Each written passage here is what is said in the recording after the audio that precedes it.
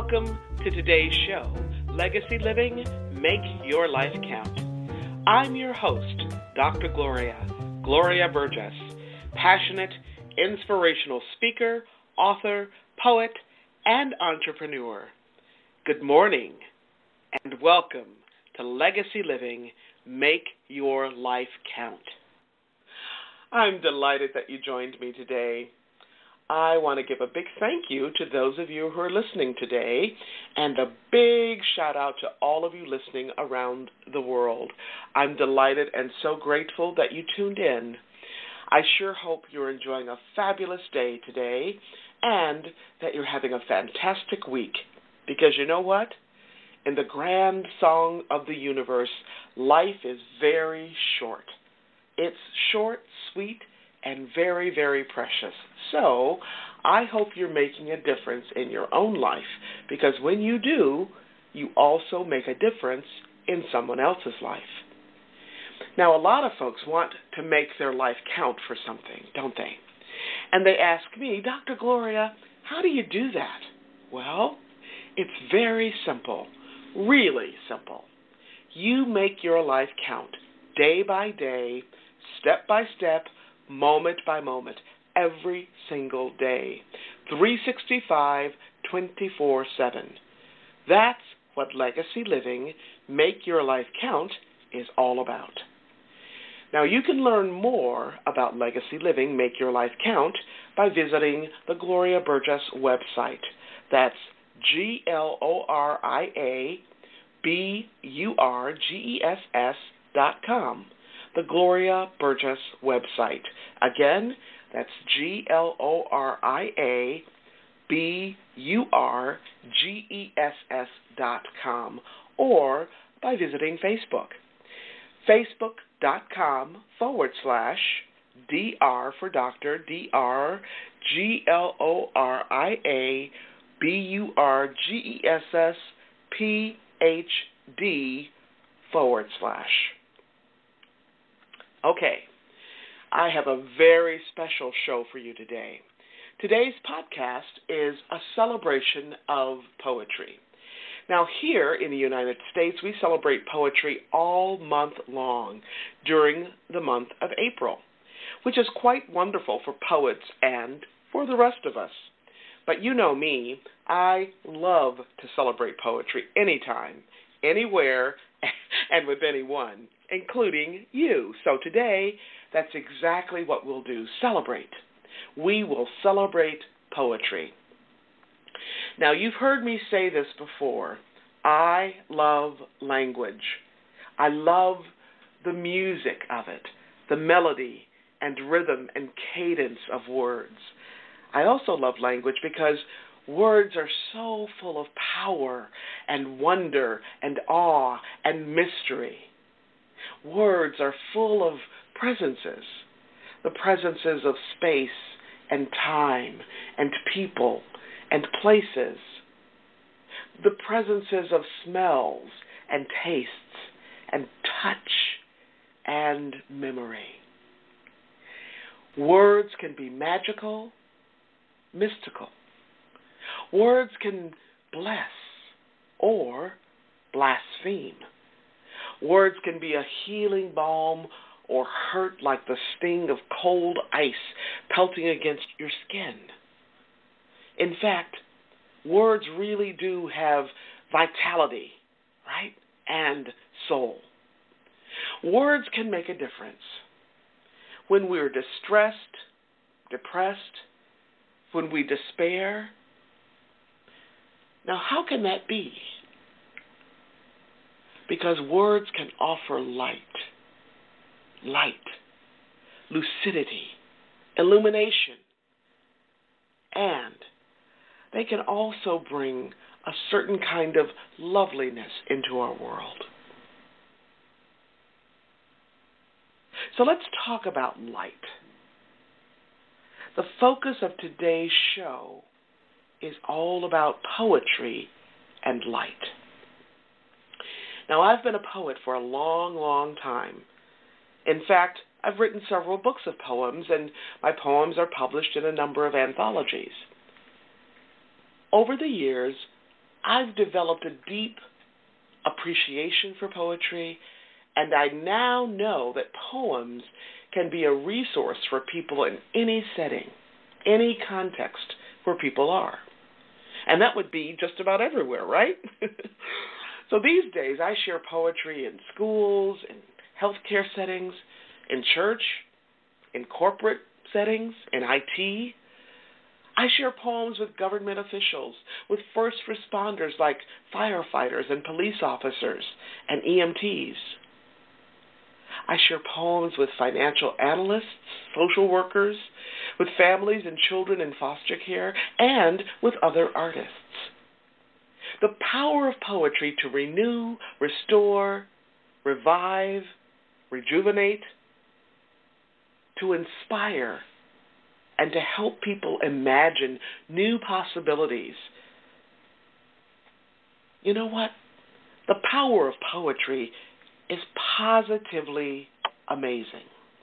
So again, what I'll share today is all about poetry and light. In many ways, the poems that I'll share today reflect and mirror the many threads of my life and work. In fact, you've heard me talk about many of these threads and themes right here on this show.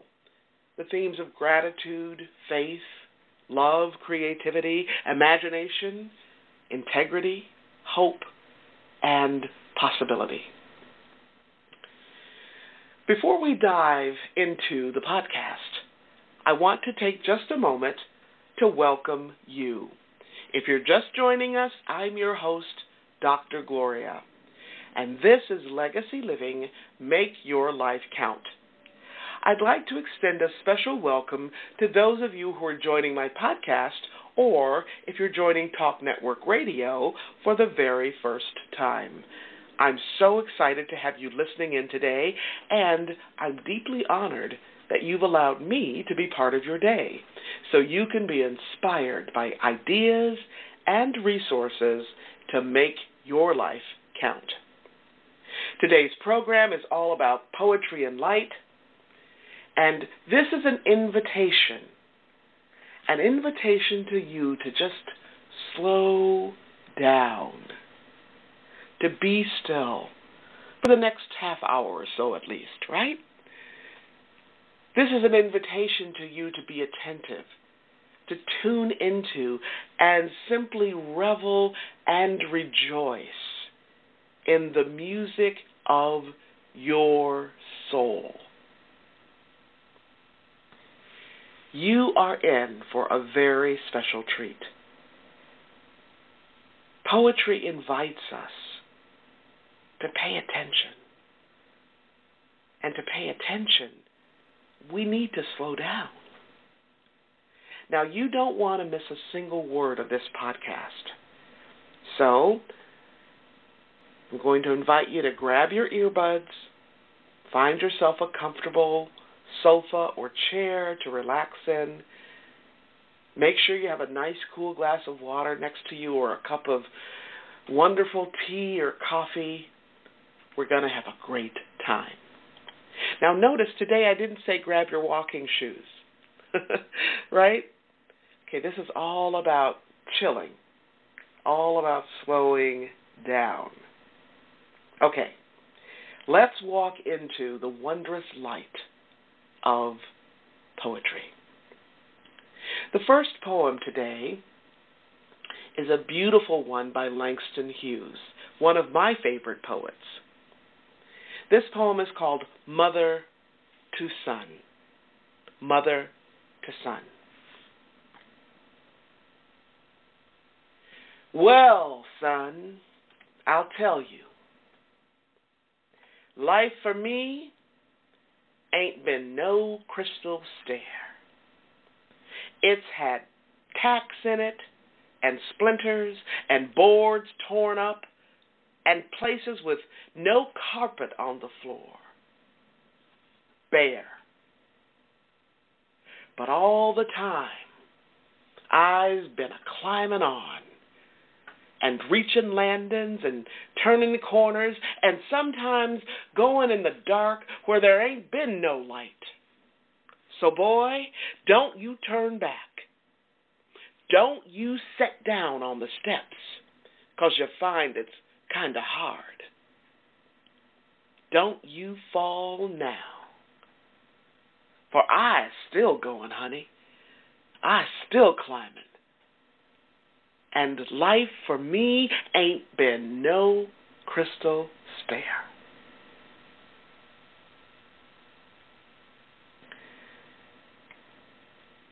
I just love how Langston Hughes uses the image of crystal stair. When I see that crystal stair, I see the luminous beauty of light. Now, the poet uses the notion of dark, the opposite of light. He uses the dark so that the light of that crystal stair is emphasized. The light is heightened all the more. Estrus Tucker, my friend and one of my mentors, talks about this poem in this way. Estrus says, "My life is held by the love of a mother who, despite limited opportunities and deferred dreams, dared to believe, care, and act for the sake of her soul and the soul of her children and community." He goes on to say, "The humble language of mother to son speaks to me in times of failure and disillusionment, as well as times of accomplishments and acceptance. As an organizer and facilitator, I often find my best work happens when the meeting is over." I know that's right. In his work as an organizer and facilitator, Estrus once hosted a series of meetings of Central City, Fort Worth neighbors to share ideas and to improve their community. He says, "The ground rules were simple. Be kind, listen well, and speak from the heart. We focused on two questions. The first question was, what kind of place do I dream? What kind of place do I dream of for those I love? And the second question was, what do I love doing?" Great questions, right? After people read and reflected on their responses, which were posted on the wall, I invited them to speak about what they had felt inspired to do. A community garden, voter registration rallies, predatory lending protests, and a neighborhood association all grew from those simple conversations. I remember a young man saying, "When people listened to me, I felt like I was somebody worth hearing. When people trusted me, I felt trustworthy. When you open your heart first and then open your eyes, you see people and places differently. We had many gifts. We just didn't see them. Seeing these people take action, I don't turn back, but dare to believe, to care, and to act just as my mother did, taking on life as she found it." I'm going to read once again that luminous poem, Mother to Son, by Langston Hughes. "Well, son, I'll tell you. Life for me ain't been no crystal stair.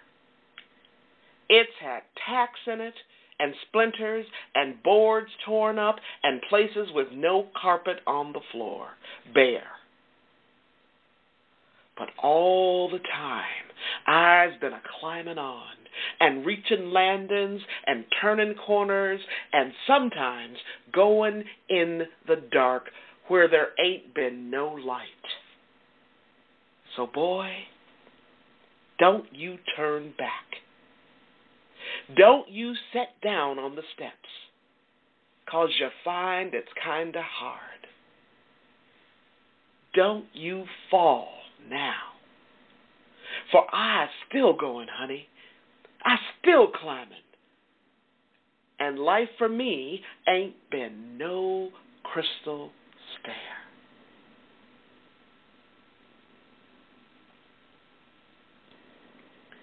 You know what? When I think about this poem, I too think about my own mother, the journey she's had, the steps she had to climb into the light beyond being in the world of belonging to and being a sharecropper's daughter. I also think of my father. His life was certainly no crystal stair. Now, some of you have heard me share my father's story on this podcast, and maybe even in other settings. My father was the first person in his family to go to college, the first person in his family who dared to dream about such a thing as that. In fact, when he was just a little boy, 4 or 5 years old, he talked about 2 of his dreams. He wanted to live in a house with running water and to go to college. Now, in the 1930s, in the deep south of the United States, in rural Mississippi, these were big, bad, audacious dreams, especially for a little black boy. Talking about dreams like these could actually get you killed. But that didn't faze my father.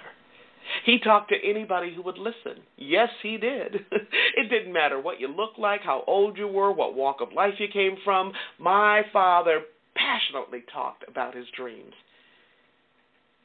As a young man, he worked as a janitor at the University of Mississippi, Ole Miss. Now, this was in the 1950s. So he could work there, but he couldn't attend college there. Why? Because Ole Miss was still segregated. This was before the Civil Rights Movement, which would be about a decade later. So my father is still talking about his dreams to anybody who would listen, the students, the professors, the staff, anybody who would listen, right? Well, one day, all of that would change. One of the administrators at Ole Miss heard about my dad and heard about his dream of going to college. That gentleman met my father and asked him about his dreams. He fell in love with my father. That gentleman was responsible for introducing my dad to the person who would change his life, who would change my family's life for all time. And that person was Pulitzer Prize-winning American author and Nobel laureate William Faulkner. Now, when Faulkner met my father, he was deeply touched by my dad's faith, passion, drive, determination, humility, gratitude, and leadership. Faulkner didn't see my father the way that many whites saw my dad. Now, in those days, my father was viewed as a black man who was way too big for his britches, so to speak. But Faulkner didn't see him that way. Instead, he saw my father the way that God saw him. He saw my father as a man with birthright dignity. He saw my father's humanity and divinity. He saw my father as a man filled with love, light, possibility, and generosity. And that's exactly how my father viewed himself. And that's how my father also viewed Faulkner, as another human being, another man, filled with love, light, possibility, and generosity of spirit. Now, Faulkner offered to pay for my father to attend college, to pay for his tuition, his room and board, his books, with no strings attached. Wow. Pretty amazing, right?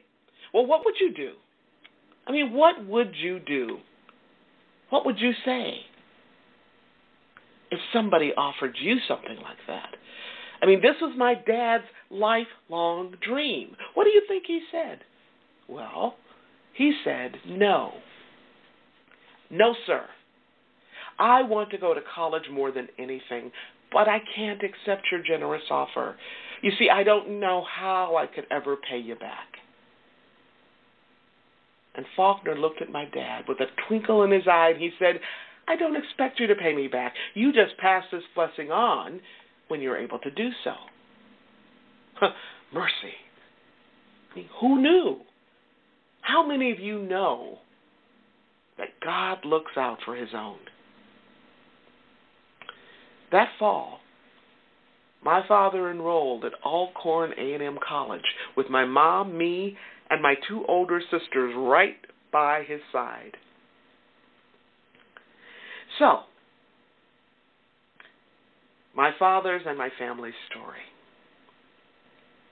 Not long ago, this story came through in words and images, and this amazing story that I just shared is now available as a children's picture book, as a visual biography that is a great book for people of all ages. Now, before the picture book, before the visual biography, before the words and images of a storybook came through, God gave me the same story, the same arc, but he gave it to me in words and images and light and in the form of a poem. And I want to share that poem with you now. So I shared the story with you, so hopefully it will bring more light into the poem for you. The poem is called Sanctuary. Sanctuary. For my father, Ernest McEwen Jr., and William Faulkner.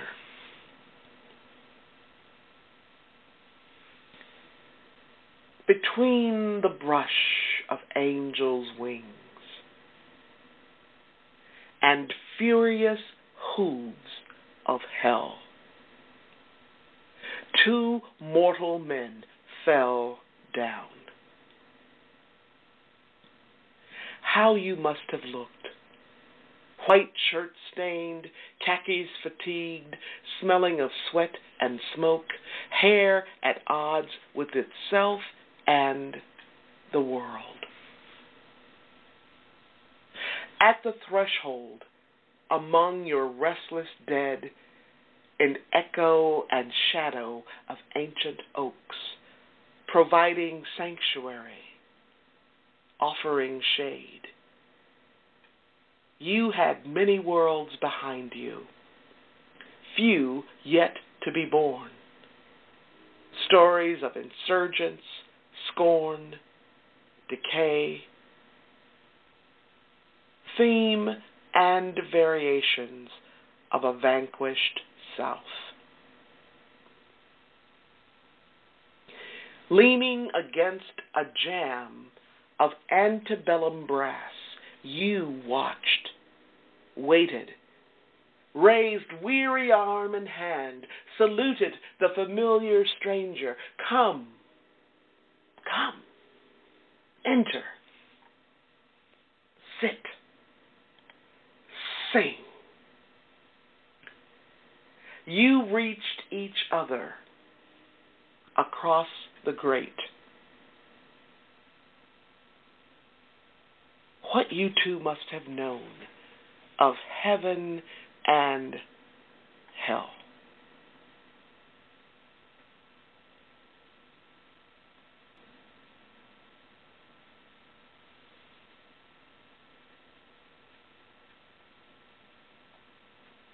I can picture the home where Faulkner lived, and it's like a light as you walk up this long red brick pathway. The house is painted still white, And so in the pathway up to the house, you see this bright light of white in the paint, in the house, in the presences that guard the home, these ancient trees, these old trees lining the walkway. So the poem talks about the old, ancient qualities in the house, leaning against a jamb, a door jamb, leaning against a jamb of antebellum brass.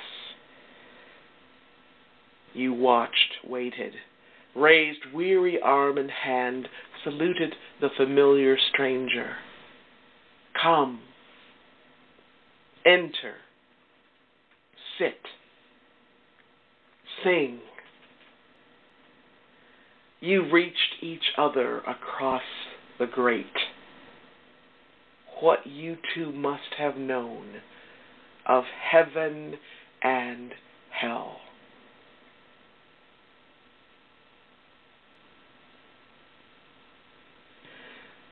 So I'm going to read this poem again in its entirety, and this time I just want to invite you to listen keenly for the different qualities of light that appear in the poem.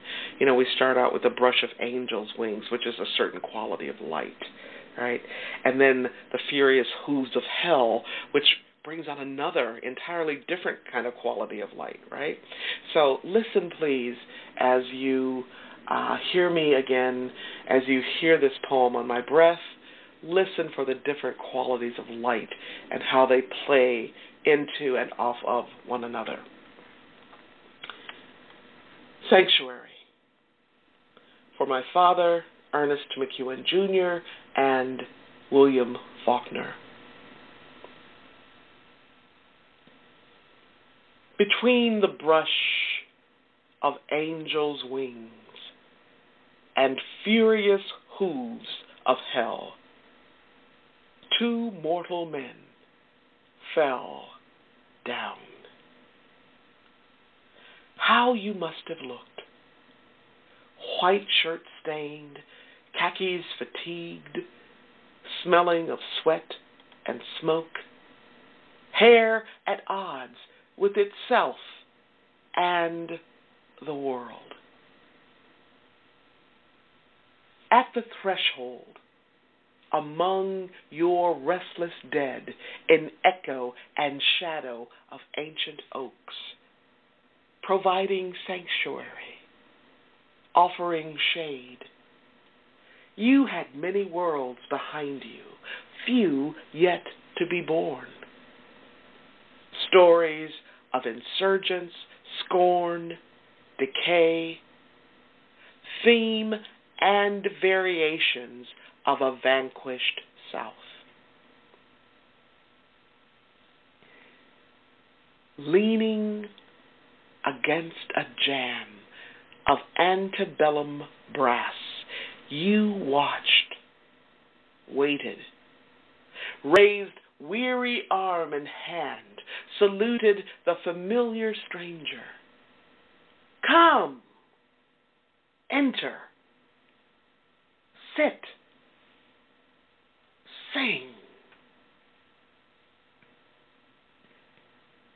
You reached each other across the grate.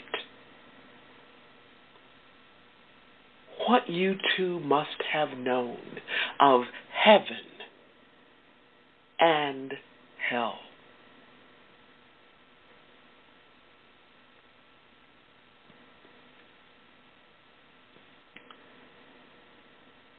Deciding on who you will invite to enter, sit, and sing. Deciding on who you include or exclude is a choice. Deciding who you stand with and who you don't. Deciding who you see and who you choose to ignore. All of these are choices. I love this quote by Elizabeth Kubler-Ross. She says, "People are like stained glass windows. They sparkle and shine when the sun is out. But when the darkness sets in, their true beauty is revealed only if there is a light from within."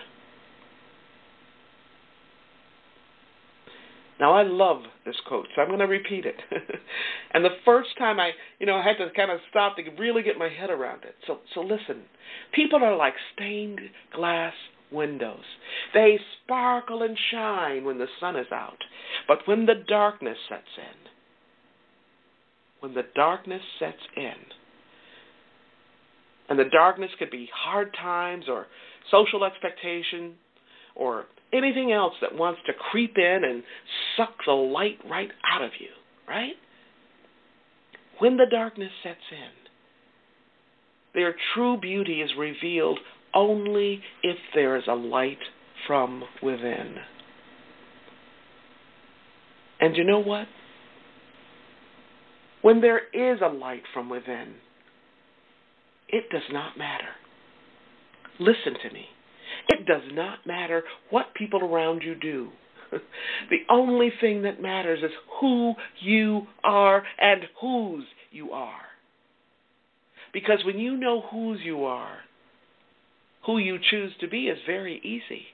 It's very easy.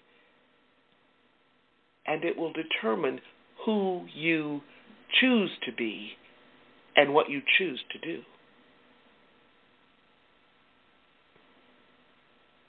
All right. So just invite you to breathe, breathe, breathe. And I have another poem that I'd like to share with you. And this next poem is all about artists and artistry. When I saw the title, On Gathering Artists, I was immediately drawn to it.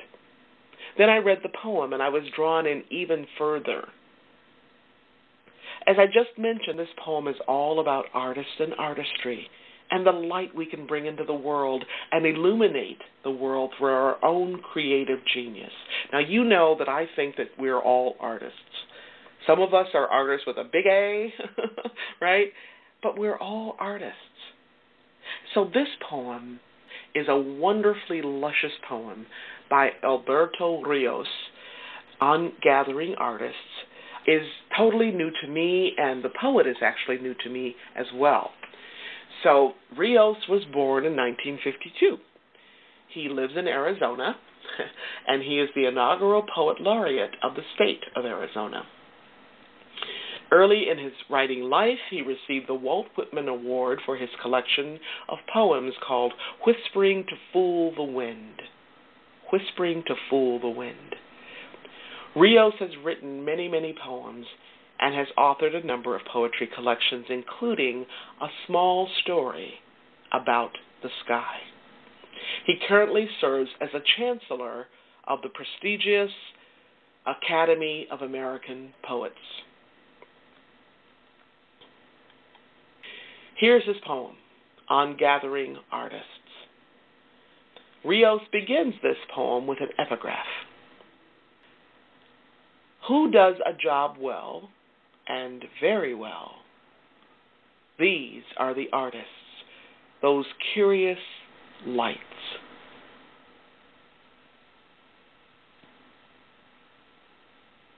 We are cobblers of the song and barkers of the carnival word.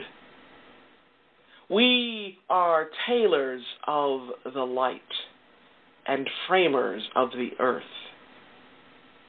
We fish among the elements and hunt the elusive green in gray and blue. We drink forbidden waters and eat an invisible food.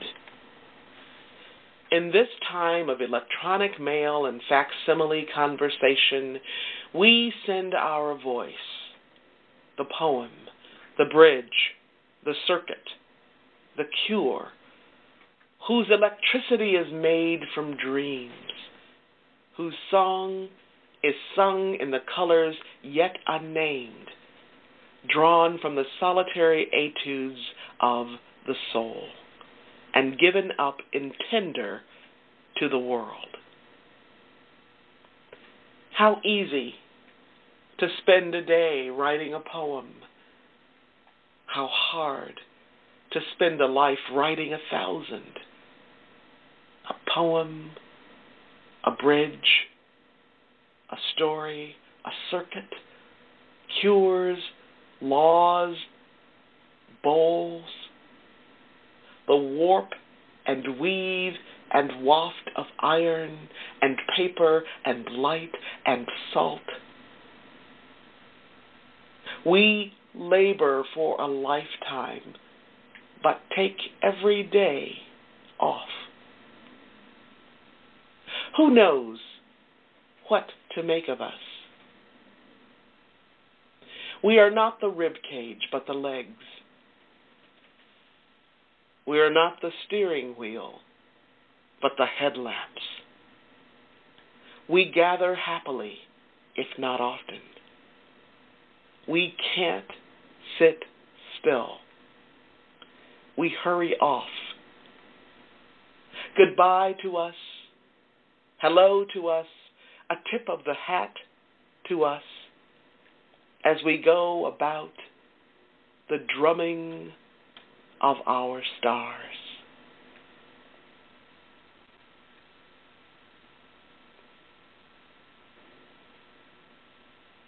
On gathering artists. Who does a job well and very well? These are the artists, those curious lights.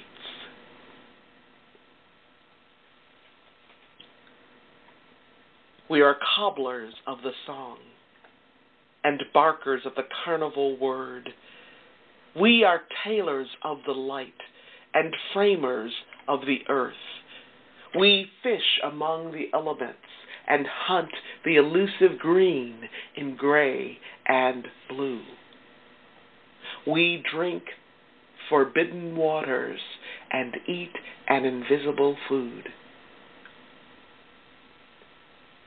In this time of electronic mail and facsimile conversation, we send as our voice the poem, the bridge, the circuit, the cure, whose electricity is made from dreams, whose song is sung in the colors yet unnamed, drawn from the solitary etudes of the soul, and given up in tender to the world. How easy to spend a day writing a poem. How hard to spend a life writing 1,000. A poem, a bridge, a circuit, a story, cures, laws, bowls, the warp and weave and waft of iron, and paper and light and salt.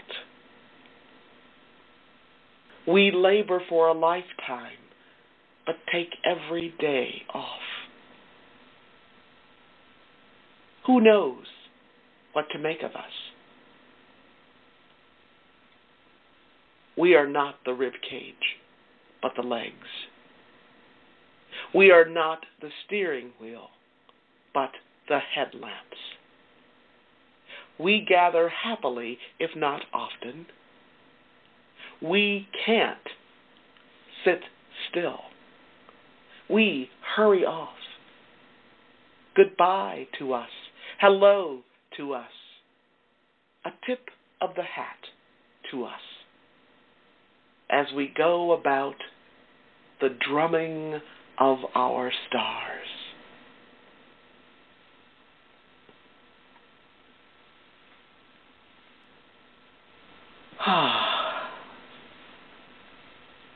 Such lustrous poems.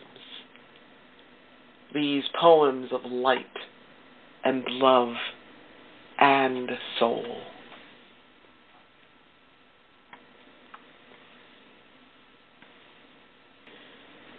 If you'd like to read more, you can find each of the poems I shared today in books by the poets Langston Hughes, Alberto Rios, and yours truly, Gloria Burgess. In fact, you can find my poem, Sanctuary, in my book of poems called The Open Door. It also appears in a number of anthologies and in my book called Dare to Wear Your Soul on the Outside. You can hear more about the power of poetry by listening to some of my other podcasts.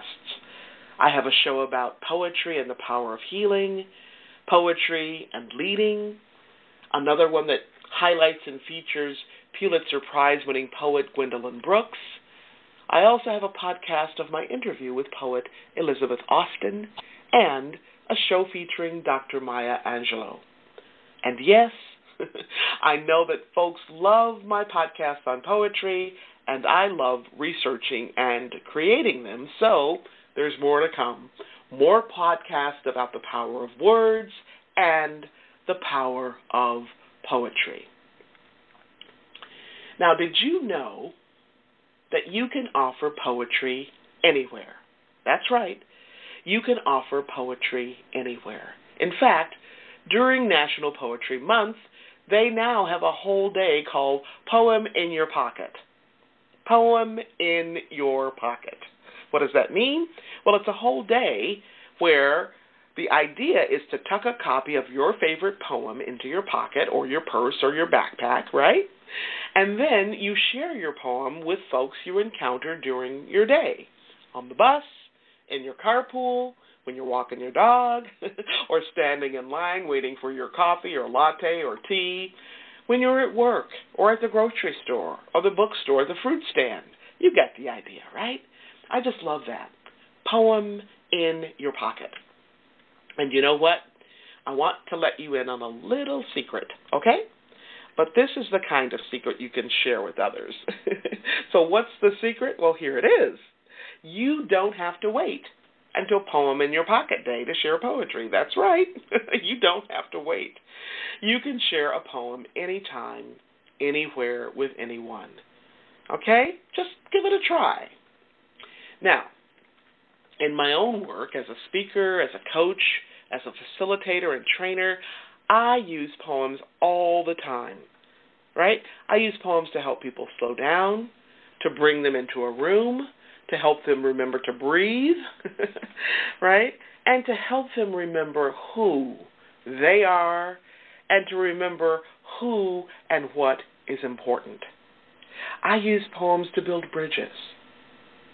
I use poems to help people reconnect with their purpose and sometimes to find their way, right? To find their unique purpose, their why.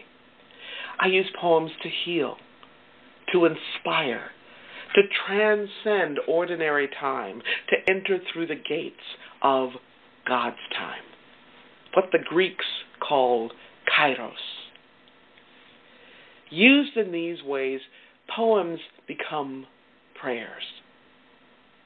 Poems become prayers. Poems also become a portal, a doorway, a threshold that we cross that urges us to stop, look, and listen, to truly pay attention to who and what matters. Now just think about this. If you want to transform your relationships or your family, your friendships, your team at work, your organization, guess what? You first have to transform yourself. And one of the best ways I know is to do that through poetry. To allow yourself to stop, look, and listen spiritually, intellectually, emotionally, and physically. How you live is how you do everything. How you live is how you lead yourself, your relationships, your friendships, at work, at home, at church, with your kids, your parents, your sisters and brothers. Ask yourself, how am I living today? Not how am I doing today, but how am I living today?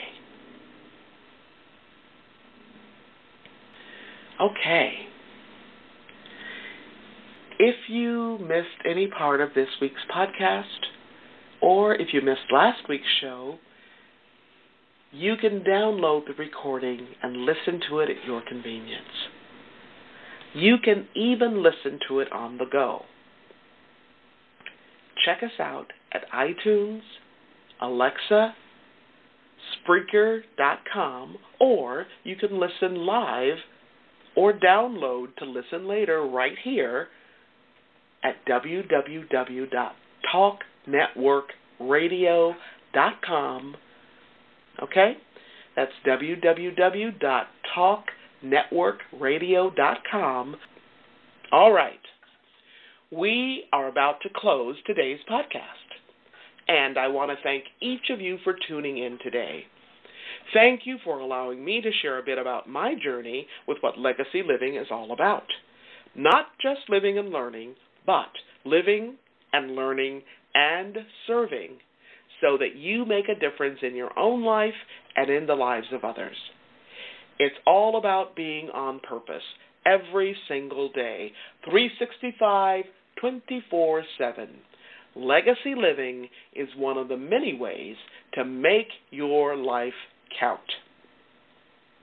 Before I close today's show, again, I want to thank you for joining me here today. I'm your host, Dr. Gloria Burgess, and this has been Legacy Living, Make Your Life Count. Please join me again next week right here on iTunes, Alexa, Spreaker.com, or Talk Network Radio for another show, another podcast of Legacy Living, Make Your Life Count. Don't just count the days in your life. Make the days in your life count. That's what legacy living is all about. Have a fantastic day, and remember, make the days in your life count. God bless.